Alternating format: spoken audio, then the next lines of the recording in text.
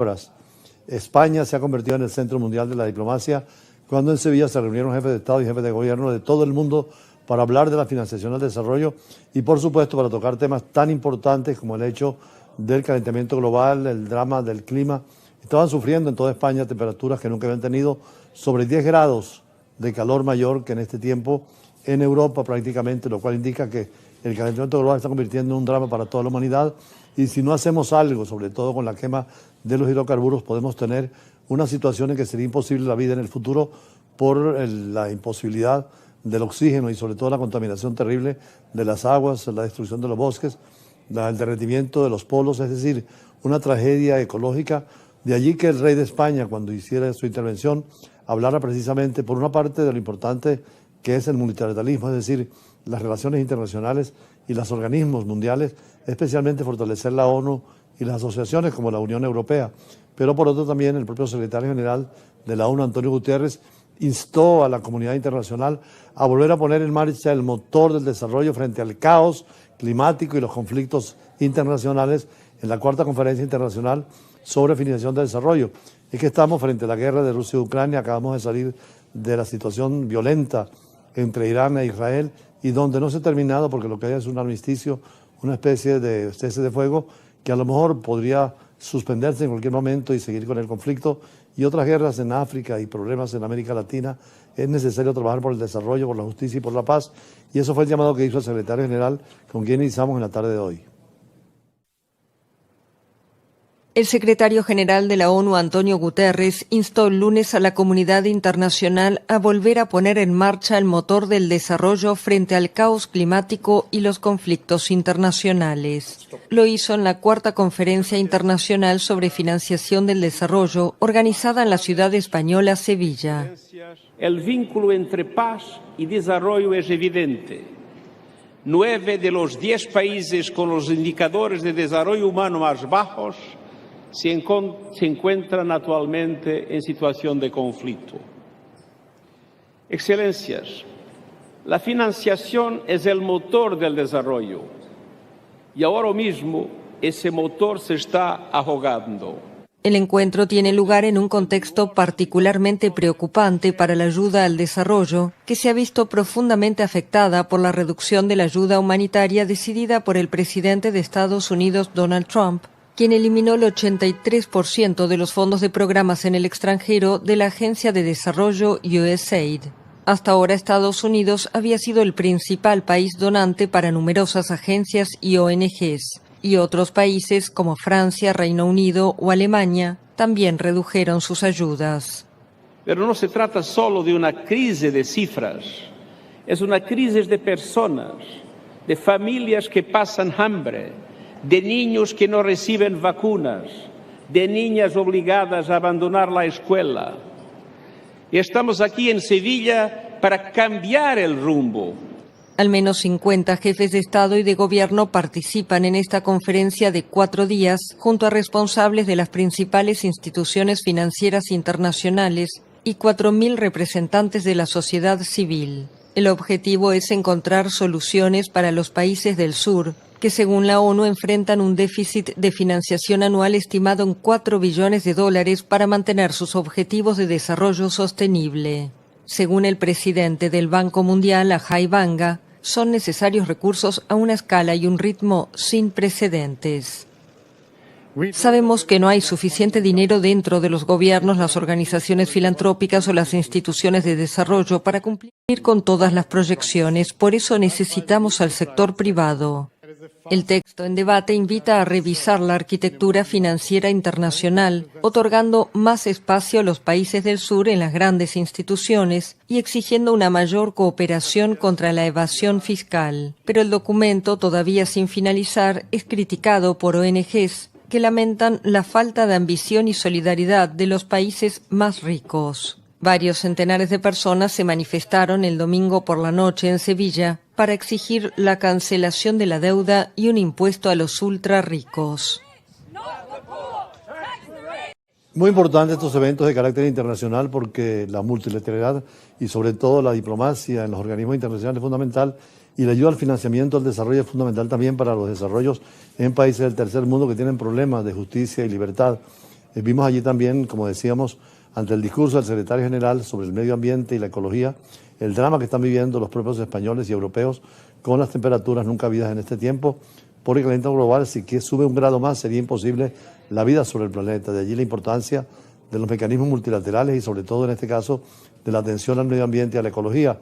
El propio Papa anterior, Francisco, hizo una encíclica donde Laudato Si plantea el tema de la ecología para los cristianos y la necesidad de salvar el planeta, conservar los árboles y conservar la vida. Pero también la política sigue su rumbo, más allá de la guerra ruso-ucrania, de la situación del Medio Oriente. Los procesos democráticos se dan en todo el planeta, sobre todo con los partidos políticos. Y especialmente en Chile, donde no hay reelección, el presidente es elegido por un solo mandato. Ya están preparándose para la sustitución del gobierno. La excomunista Janet Jara, exministra del Trabajo del gobierno de Gabriel Boric, ganó las primarias del oficialismo chileno cuando se convirtió candidata a los comicios generales en el próximo noviembre. Y hay cambio pronto de Chile dentro de esa democracia plural donde quien gana se le reconoce el triunfo y quien pierde aspira a volver al poder en alguna parte. Y es una izquierda moderada, con diálogo con todos los sectores y dentro del compromiso social. Por eso Chile sigue siendo un modelo. Han pasado de gobiernos demócratas cristianos a gobiernos de derecha, como el de Piñera, pero también han pasado a gobiernos de izquierda, inclusive de extrema izquierda, como en la época de Allende, y otros dictatoriales como Pinochet. Sin embargo, la democracia sigue en vigencia y ahora sí, cada 4 años hay las elecciones en Chile y un gobierno puede ser diferente o la continuación del anterior, pero con respeto a la democracia, a la igualdad y a la libertad. La comunista Janet Jara, exministra de Trabajo del gobierno de Gabriel Boric, será la candidata del oficialismo en las elecciones presidenciales de noviembre en Chile. Jara logró el 60% de los votos en las primarias del domingo. Es la primera vez en la historia chilena que una amplia alianza política lleva a un integrante del Partido Comunista como candidato presidencial. Esta abogada de 51 años y expresidenta de la Federación de Estudiantes de la Universidad de Santiago de Chile surgió como opción presidencial luego de que en su gestión como ministra del Trabajo se logró reducir la semana laboral de 45 a 40 horas.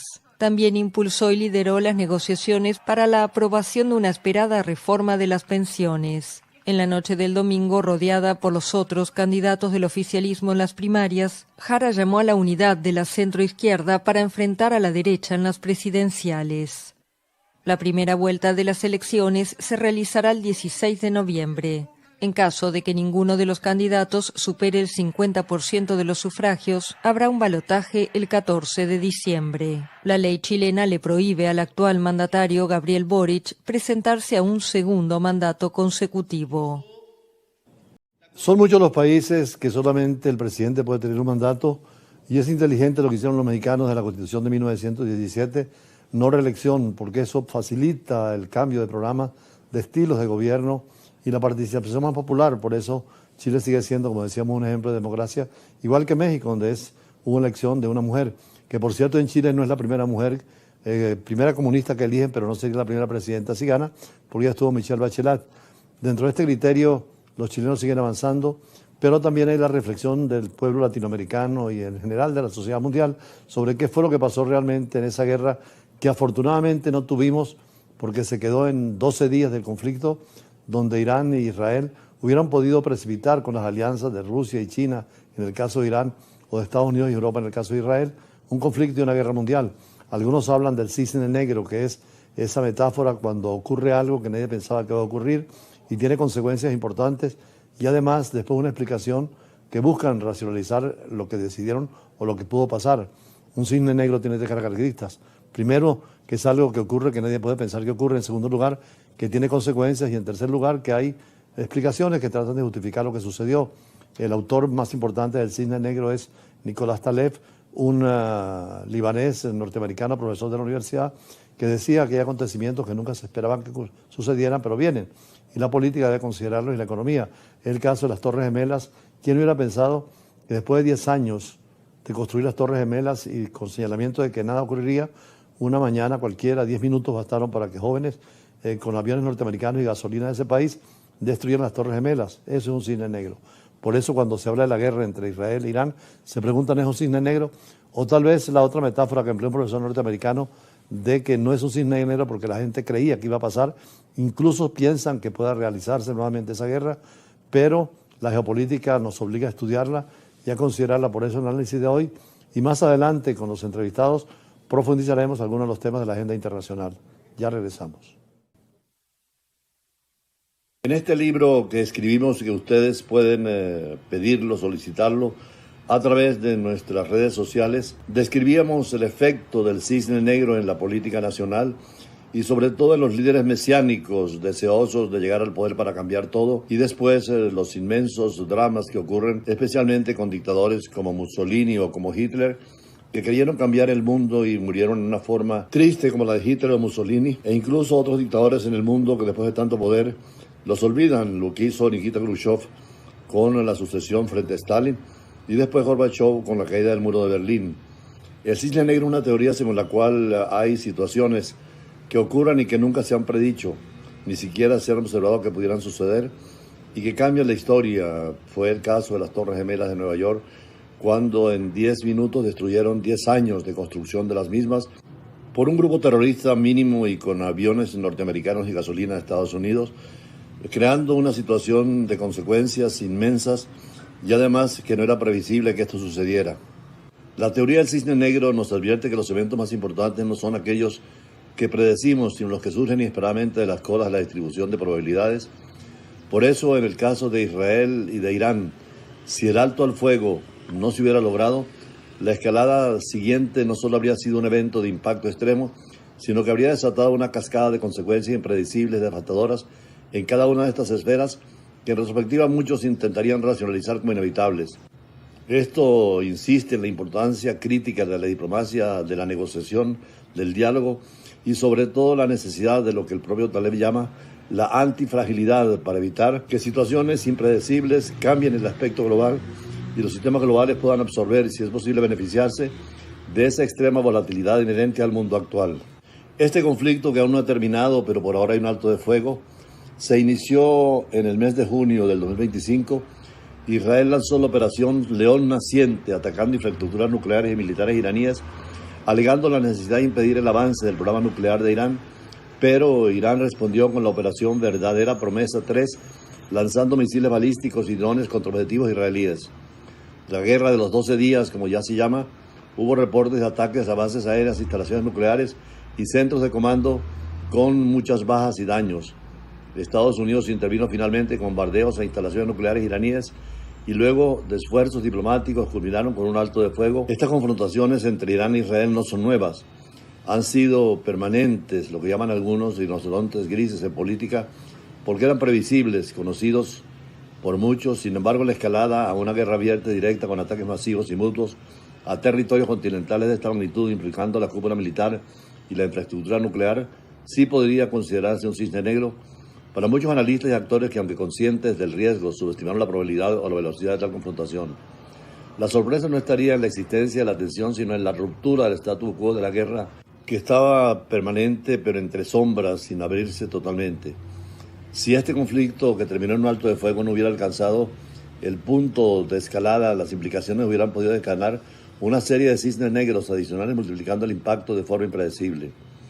Imaginar un escenario donde el alto de fuego en el 2025 no hubiera logrado y la guerra de los 12 días se hubiera prolongado y expandido, las consecuencias habrían trascendido a lo previsible, manifestándose como verdaderos cisnes negros.